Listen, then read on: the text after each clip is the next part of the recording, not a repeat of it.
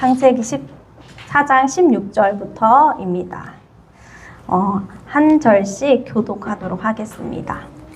가인이 여호와 앞을 떠나서 에덴 동쪽 노 땅에 거주하더니 아내와 동침함에 그가 임신하여 에녹을 낳은지라. 가인이 성을 쌓고 그의 아들의 이름으로 성을 이름하여 에녹이라 하니라. 에녹이 이랏을 낳고 이랏은 무후야엘을 낳고 무후야엘은 무드사엘을 낳고 무드사엘은 라멕을 낳았더라.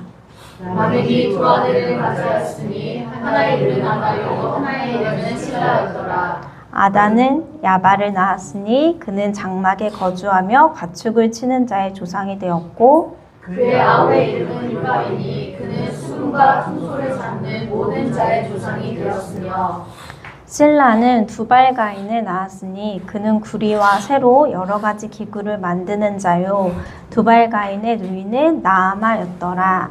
라멕이 아내에게 이르되 아다와 실라여 내 목소리를 들으라. 라멕의 아들이여 내 말을 들으라. 나의 상처로 말미암아 내가 사람을 죽였고 나의 상하로 말미암아 소년을 죽였도다. 가인을 위하여는 벌이 7배일진데 라멕을 위하여는 벌이 77배이리로다 하였더라. 아담이 다시 자기 아내와 동침함에 그가 아들을 낳아 그의 이름을 셋이라 하였으니 이는 하나님이 내게 가인이 죽인 아벨 대신에 다른 씨를 주셨다 하니며 셋도 아들을 낳고 그의 이름을 에노스라 하였으며 그때의 사람들이 비로소 여호와의 이름을 불렀더라. 이것은 아담의 계보를 적은 책이니라. 하나님이 사람을 창조하실 때 하나님의 모양대로 지으시되 남자와 여자를 창조하셨고 그들이 창조되던 날에 하나님이 그들에게 복을 주시고 그들의 이름을 사람이라 일컬으셨더라. 아담은 130세 자기의 모양 곧 자기의 형상과 같은 아들을 낳아 이름을 셋이라 하였고 아담은 셋을 낳은 후 800년을 지내며 자녀들을 낳았으며 그는 930세를 살고 죽었더라. 셋은 105세 에노스를 낳았고 에노스를 낳은 후 807년을 지내며 자녀들을 낳았으며 그는 912세를 살고 죽었더라. 아멘. 네, 창세기 5장 8절까지인데요.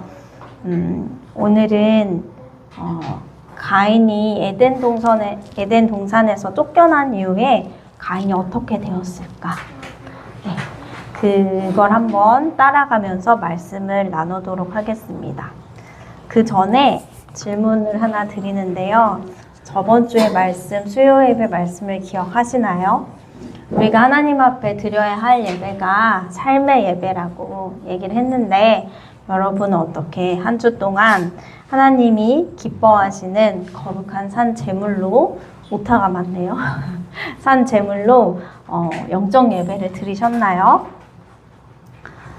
네, 날마다 하루하루 살아가면서 내가 하나님 앞에 거룩한 산 제물로 하나님이 기쁨이 되는 그런 삶의 예배를 드리는지 하나님 앞에서 아침이 될 때마다 다짐하고 또 밤이 될 때는 하나님 앞에 자기 전에 점검하는 그런 우리의 삶이 되었으면 좋겠습니다.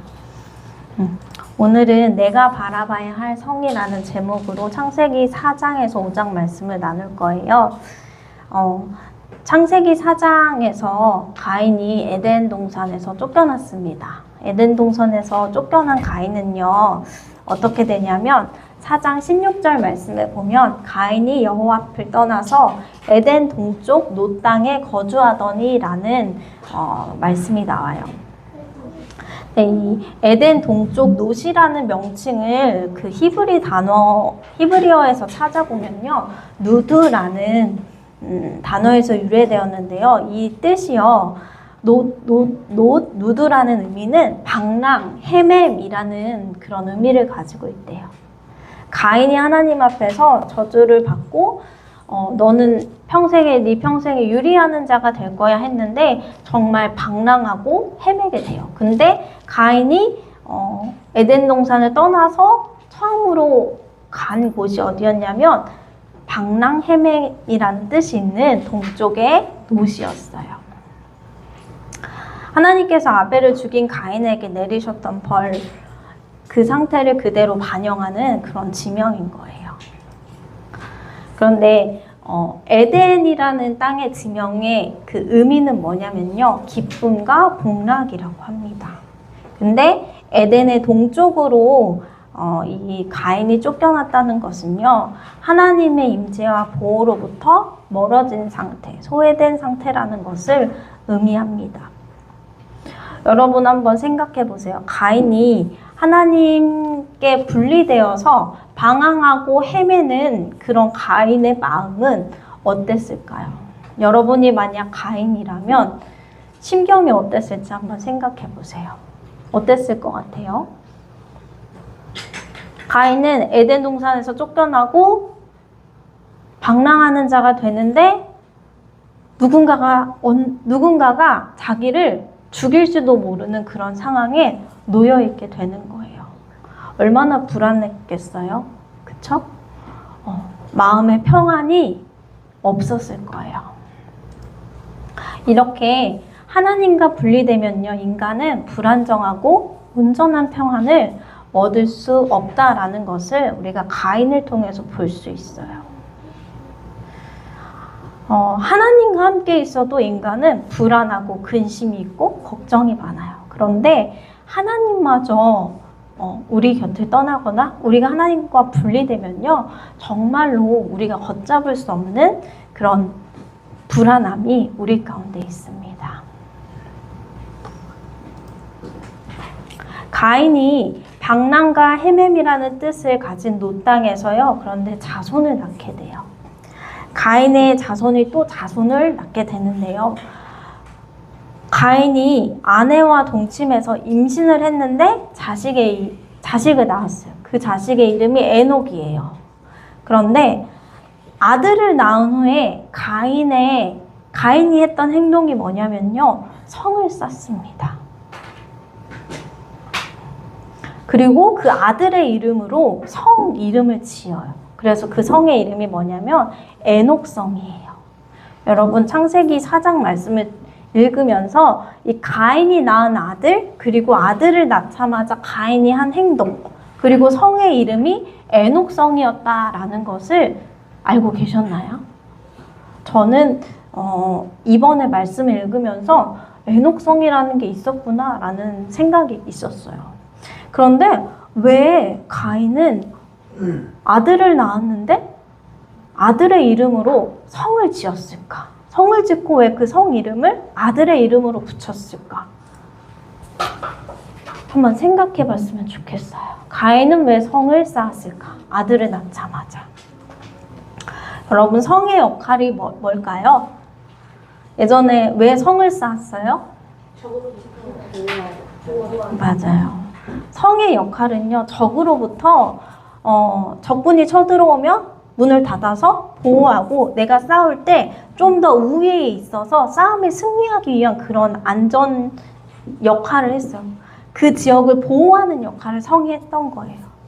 심리학상으로 이걸 보면요, 성은요, 바운더리예요.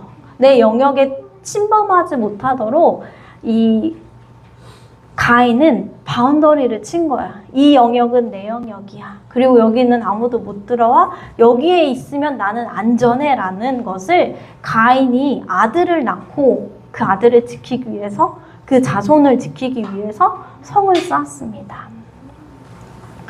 하나님께서 가인에게 너는 평생에 유리하는 자가 될 거야. 그리고 너를 만나는 사람들이 너를 죽일 거야. 라고 얘기했던 것을 가인은 잊지 않았던 것 같아요. 그래서 만약에 그렇게 되면 어떡하지?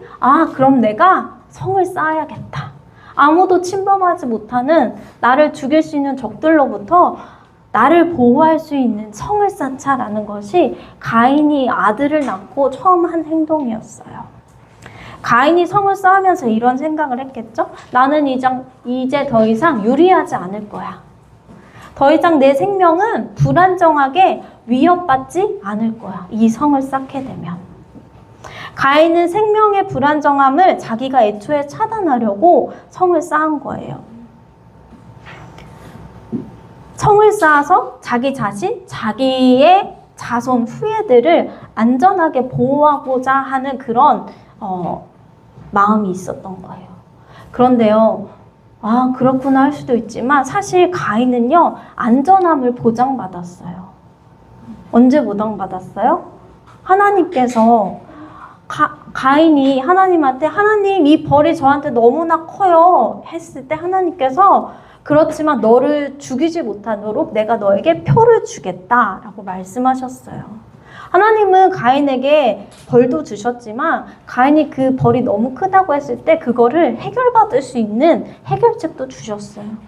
그런데 가인은 그 표를 받았음에도 불구하고 하나님을 신뢰하지 못한 거예요. 만약에 가인이 하나님을 신뢰했다면 가인은 에녹성을 쌓지 않았을 거예요. 그는 스스로 자신의 생명과 불안을 지키려고 눈에 보이는 성을 쌓았습니다.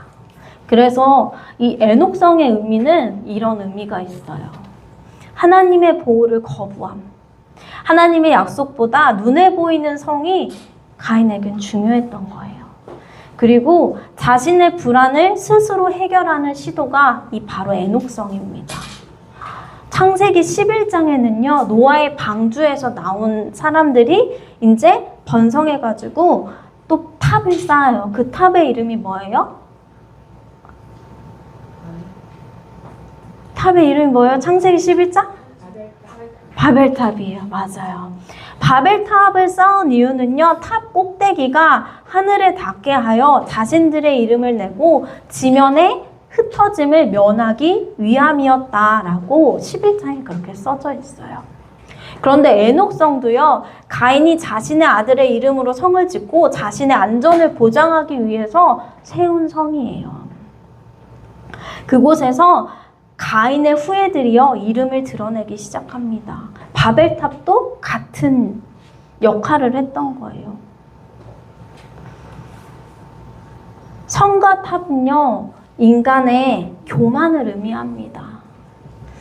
하나님을 신뢰하고 하나님 앞에 순종하는 삶이라기보다는요, 내가 나의 이름을 드러내고자 그리고 하나님을 신뢰하지 못해서 인간의 불안을 감추려고 싸우려고 했던 그런 의미가 담겨져 있는 게 바로 에녹성과 바벨탑입니다. 내가 나를 보호하겠다는 가인의 의지가 표현된 거죠. 그럼 우린 가인을 보면서요, 이런 질문을 한번 해봤으면 좋겠어요. 내가 나를 보호하기 위해서 스스로 쌓고 있는 성이 있는가? 성은 하나님의 도움 없이 스스로를 지킬 수 있는 안전한 기지 같은 역할을 한다고 했거든요. 여러분이 정말 불안정할 때 안정을 취하기 위해서 하는 행동이 있을 거예요.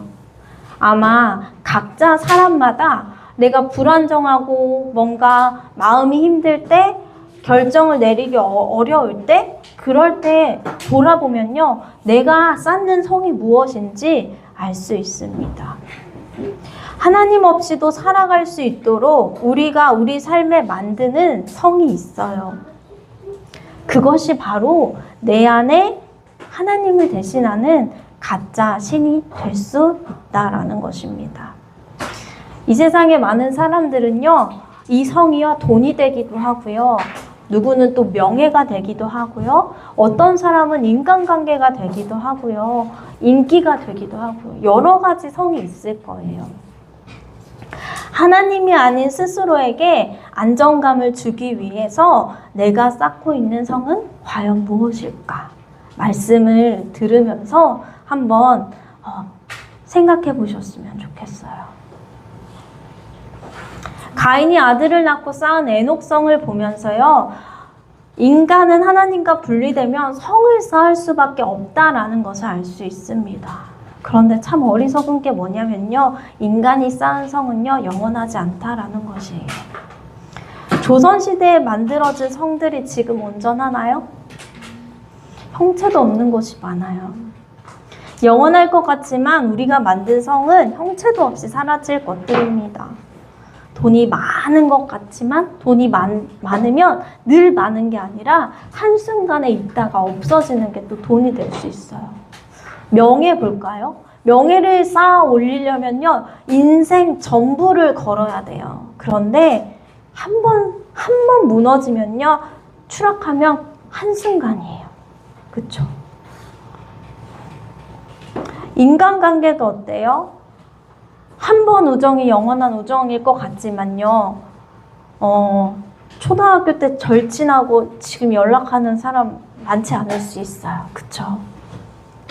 각자 살아갈 길이 많아지면 바빠지면 멀어질 수밖에 없는 게 또 인간관계인 거예요. 그래서 사람이 쌓는 성은요, 영원하지 않습니다.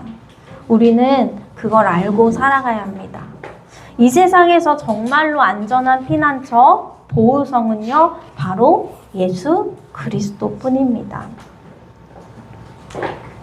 우리가 성을 쌓으려면 얼마나 많은 힘이 들어요. 그쵸? 에너지도 들고, 돈도 들고, 시간도 들고, 노력도 들고, 이 성을 쌓으려면요, 정말 많은 것들이 들어갑니다. 그런데 이게 완전하지 않아요. 무너지고 없어지는 성이래요. 그런데 아무런 노력을 쏟지 않아도요, 예수님을 의지하고 그분의 이름을 믿고 나아가면요, 예수님께서 쌓아주신 그 성 안에서 평안을 얻을 수 있다라고 오늘 말씀에서는 이야기하고 있어요. 그렇다면 우리는 어떤 성을 바라봐야 할까요?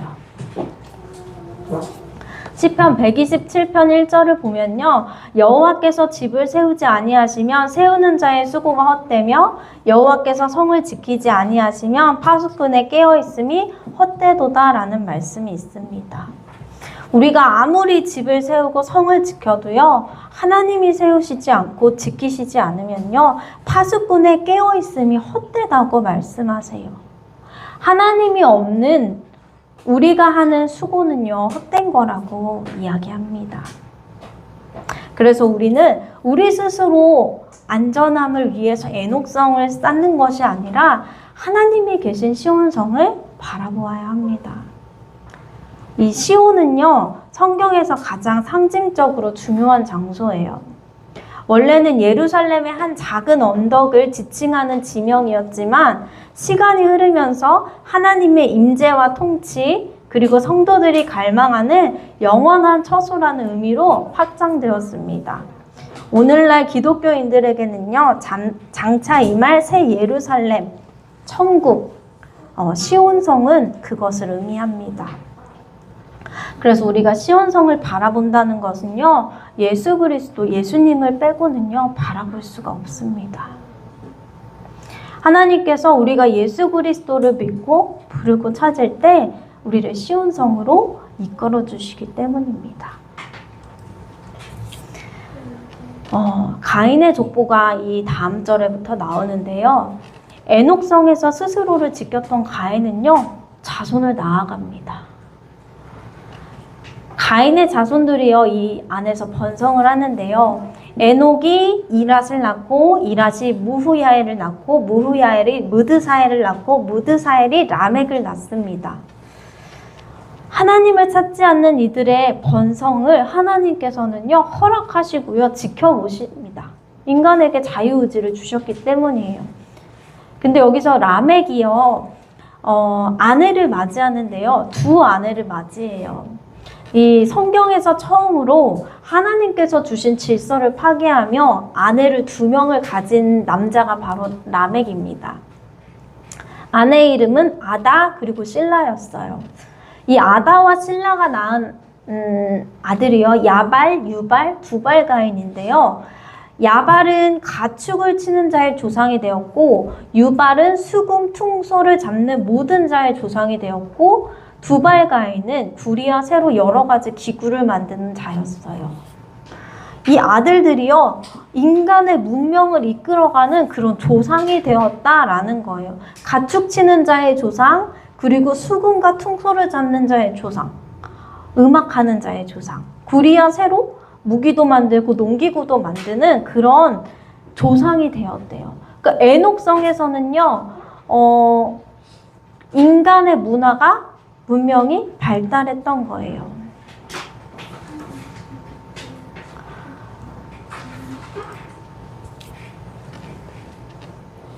성경에서 람에게 자녀들이요 인간의 문명을 발전시킨 자들로 묘사되는데요. 그 안에는요 하나님이 없었어요. 스스로를 지키려고 성을 쌓았고 또 쾌락을 추구하기 위해서 문명을 발전시켰습니다. 성경 최초로 일부 다처제를 시행하며 창조의 질서를 깨트린 것도 라멕이었고요. 구리와 쇠로 날카로운 기구를 만들어 기술의 발전을 이루었지만 라멕은 그 기술로요 사람을 죽이는 일을 했습니다. 하나님이 만드신 소중한 생명을 죽이는 일을 한 거예요. 그 기구로요 남의 것을 빼앗는 그런 약탈 문화를 시작한 거예요. 그래서 라멕이여 라멕의 아내들에게 이렇게 얘기해요. 아다와 실라여 내 목소리를 들으라. 라멕의 아내들이여 내 말을 들으라. 나의 상처로 말미암아 내가 사람을 죽였고 나의 상함으로 말미암아 소년을 죽였도다. 여러분은 이 가인의 족보, 애녹성을 쌓고 인간의 문명을 발전시킨 이 가인의 족보의 말씀을 보면서 어떤 생각이 들었나요? 라멕이 내가 사람을 죽였고 소년을 죽였다라고 고백할 때요. 누가 떠오르지 않으세요? 가인이 떠오르죠? 가인을 위하여는 벌이 7배 1인데 라멕을 위하여는 벌이 77배 1이로다 하였더라. 콩 심은 데 콩 나고 팥 심은 데 팥 나는데요. 죄가 죄를 낳았구나 라는 생각이 듭니다. 하나님이 이 가인과 가인의 자손들이 번성해서 이렇게 죄를 짓는데도요 가만히 두시는 게 오히려 이들에게는 재앙이었구나 라는 생각도 듭니다. 하나님께서 우리가 죄를 지었을 때 회개하고 돌아오라고 말씀하시는 것이요 차라리요 오히려 은혜이구나 라는 생각이 들지 않습니까? 인간은 하나님의 통치가 없다면 죄 가운데 살 수밖에 없다는 것을요 우리는 가인의 계보를 통해서 알 수 있습니다. 여러분은 오늘도 하나님의 통치를 인정하며 하나님과 함께하는 삶을 살아가시나요?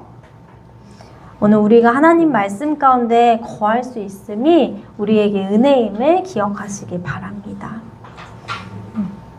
하나님께서는요 이 가인의 족보를 이렇게 구성하셨어요. 그런데 창세기 4장이요 여기서 끝나는 것 같은데 끝나지 않고요 아담의 또 다른 씨에 대한 이야기가 나옵니다.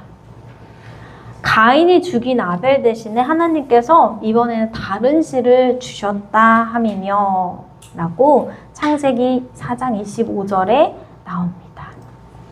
다른 씨는 뭘까요? 다른 씨는 바로 셋을 의미했습니다. 셋도 아들을 낳고 그의 이름을 에노스라 하였는데요. 에노스를 낳았을 때 그때야 사람들이 비로소 여호와의 이름을 불렀더라 라고 말씀은 이야기합니다. 아벨의 자손답다라는 생각이 들죠. 아벨의 삶에서 하나님을 모시고 찬양하고 예배하는 삶이 이루어졌음을 우리가 예측해 볼 수 있는 것 같아요. 물론 다른 시긴 하지만요. 근데 하나님께서 주실 때 아벨 대신에 다른 씨라고 했으니까 아벨처럼 하나님을 찾는, 하나님을 예비하는 그런 씨라는 말이겠죠.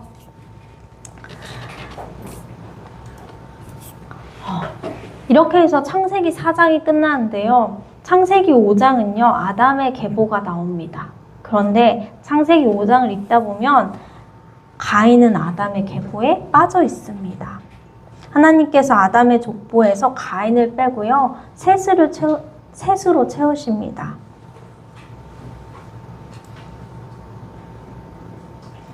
네. 자, 아담은 130세에 자기 모양 곧 자기 형상과 같은 아들을 낳아 이름을 셋이라 하였고 아담은 셋을 낳은 후 800년을 지내며 자녀들을 낳았으며 이게 아담의 계보인데요. 아담 다음에 바로 셋이 나와요. 그 다음에 셋의 자녀 이렇게 흘러갑니다. 예수 그리스도의 계보 족보인데요. 창조부터 홍수까지 이 계보를 보면요. 아담 다음에요. 가인 없죠. 바로 아벨 대신에 주신 다른 씨 셋이 나옵니다. 그래서 셋, 에노스, 게난, 마할랄렛, 야렛, 에노. 그리고 노아까지 가고요.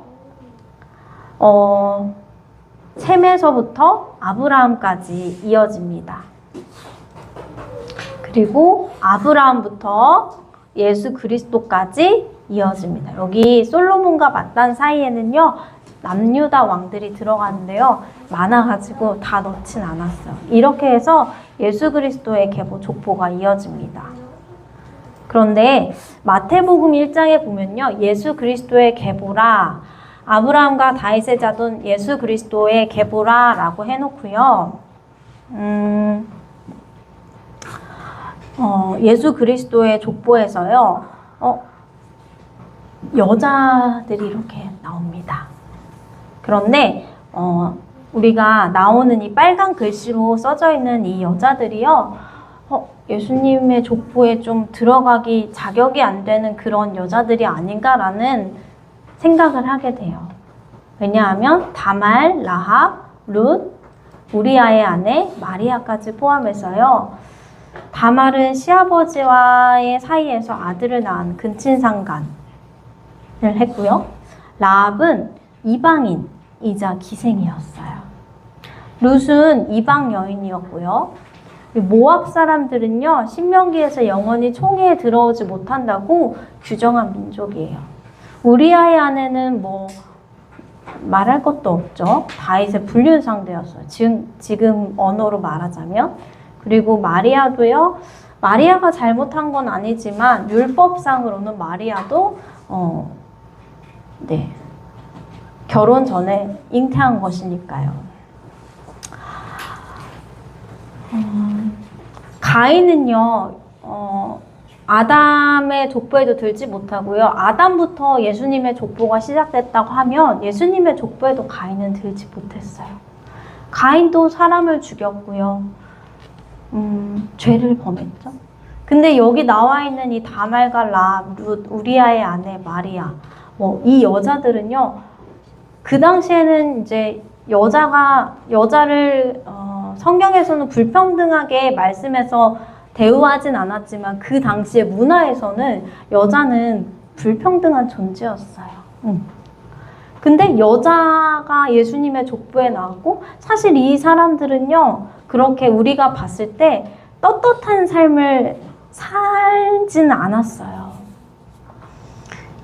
율법적으로 봤을 때도 안 되는 조건이 있었죠. 이방인들이었기 때문에. 그런데 이 사람들은요, 예수 그리스도의 족보에 올라와 있어요. 왜 가인은 안 되고요, 이 여자들은 됐을까요? 차이는 뭐였냐면요, 자신이 죄를 지은 것들을 인정하고 하나님 앞에 회개하고 하나님을 찾았던 사람들이었다라는 거예요.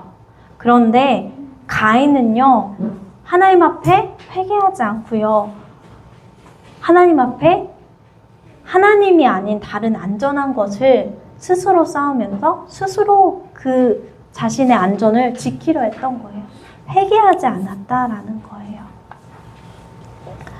이 예수님의 족보에 이런 여인들이 있는 것을 보면서 하나님은 연약하고 부족하지만 우리가 죄를 지을 수 있다라는 것을 하나님도 인정하신다는 거예요. 하지만 죄를 지었을 때 하나님을 찾고 하나님을 의지하는 자, 회개하는 자에게는 하나님께서 구원을 이루어 주시고 하나님의 자녀로 삼아 주신다라는 것입니다. 죄를 회개하고 통회하는 자들에게 하나님을 용서하시고 자녀 삼아 주시는 분이라는 것을 우리가 기억해야 합니다. 우리가 인생을 살아가면서요, 스스로 쌓는 애녹성들이 많이 있어요. 이렇게 나는 어떤 애녹성을 쌓아요? 라고 지금 바로 생각나실 수도 있고요. 나는 아닌 것 같은데 하다가도 어느 순간 내가 이런 애녹성을 쌓고 있었구나 라고 깨달을 수도 있어요. 우리는 이렇게 스스로를 지키려 성을 쌓는 일들을 우리 인생 가운데서 여러 번, 수차례 시도합니다. 그런데 그럼에도 불구하고 우리가 예수님의 자녀로 살아갈 수 있는 이유는요, 예수님이 우리를 용서해 주시고 용납해 주셨기 때문에 우리가 시온성을 바라보고 살아갈 수 있는 것입니다. 셋의 자녀에서도요, 에녹이 있었고요. 가인의 자녀에서도요, 에녹이 있었어요. 가인의 아들이 에녹이었죠. 셋의 자녀 에녹은요, 어떤 사람이었냐면요, 하나님과 동행하여 살아서요, 하나님께서 그를 데려가셨어요. 하나님이 그를 데려가심으로 세상에 있지 아니하였더라 라고 창세기 5장 24절에 기록되어 있습니다. 하나님과 동행하려면 하나님께 예배드리고 하나님의 음성을 듣고 순종했겠죠. 하나님주의, 신본주의의 삶을 이 셋의 자녀 에녹은 살았던 거예요. 그런데 가인의 자녀 에녹은요, 아버지가 에녹성을 쌓았을 때 그 안에서 무엇을 배웠겠어요? 하나님의 이름을 부르지 않았고요, 인간 중심의 문화를 만들어가는데 자신의 삶을 보낸 거예요. 자기 보고 힘, 쾌락, 기술, 인본주의의 문화가 이 에녹성에서는 있었다라는 거죠.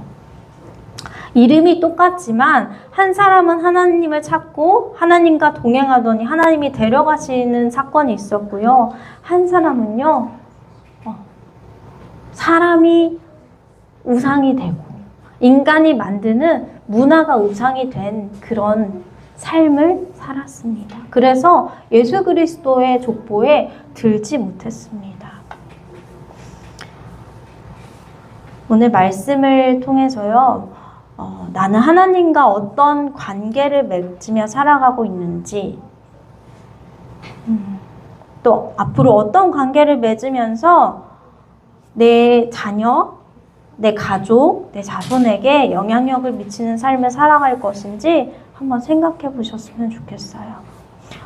우리가 마음의 중심을 하나님께 두고 하나님의 말씀과 복음을 중심으로 살아간다면 우리 자녀들에게도요, 하나님과의 바른 관계를 가르쳐주는 삶을 보여줄 수 있을 것입니다. 가인이 하나님 앞에서 쌓은 에녹성을 지금 나도 쌓고 있진 않은지 돌아보길 원합니다. 내 삶의 안정을 위해서 내가 노력하는 것이 하나님이 빠진, 하나님을 신뢰하지 못하는 결과물이 아닌지 살펴보길 원합니다. 많은 에너지가 들어가는 그 나만의 성을 쌓기 위해서 나의 시간과 노력과 에너지와 물질을 쏟고 있다면 에녹성이 아니라 시온성을 바라볼 수 있기를 바랍니다. 창세기 4장의 셋의 자손들이 여호와의 이름을 불렀듯이 우리도 하나님의 이름을 부르면서 그분이 세워주신 성 안에서 평안을 누리고 영원히 무너지지 않는 성, 시온성을 바라보며 살아갈 수 있기를 예수님의 이름으로 축복합니다.